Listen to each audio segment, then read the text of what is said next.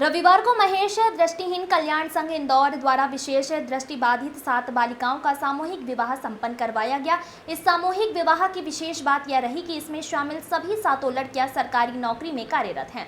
वहीं लड़कियों के परिजनों द्वारा कुछ दिन पूर्व हुए सम्मेलन में सुयोग्य लड़के चुने गए जो स्वयं स्पेशली एबल्ड हैं।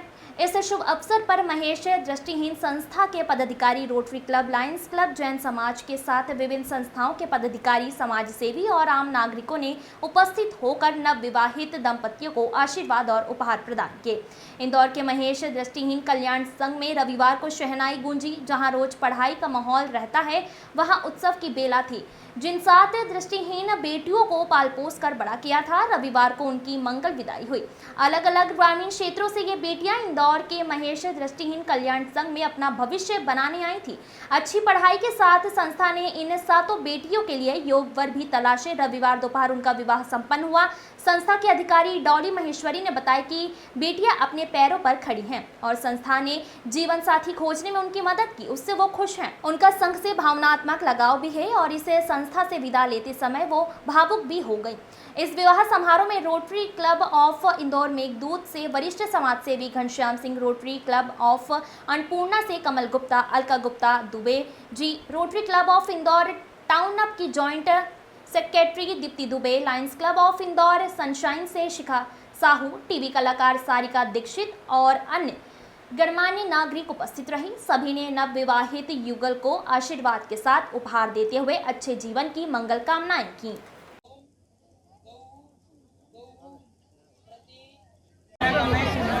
चलिए हम आपको बताना चाहेंगे हमारे परिवार के सदस्य अर्पित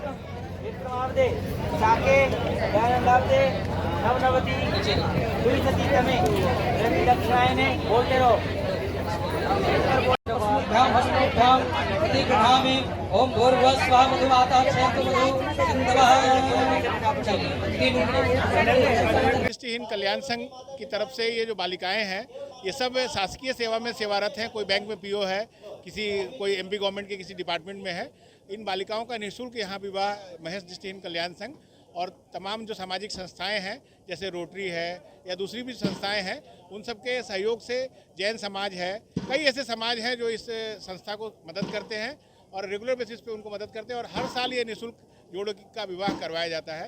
ये लड़के भी दिव्यांग हैं और ये लड़कियां भी दिव्यांग हैं जो दृष्टिबाधित हैं, स्पेशली एबल्ड हैं। तो ये निःशुल्क विवाह कराकर हम लोग एक समाज में एक चेतना या समाज में एक जागृति का काम करते हैं कि इस तरीके के आयोजनों में लोगों को आगे बढ़ के ज़्यादा से ज़्यादा आना चाहिए और महेश दृष्टिहीन कल्याण संघ की और ज़्यादा से ज़्यादा मदद करने की आवश्यकता है।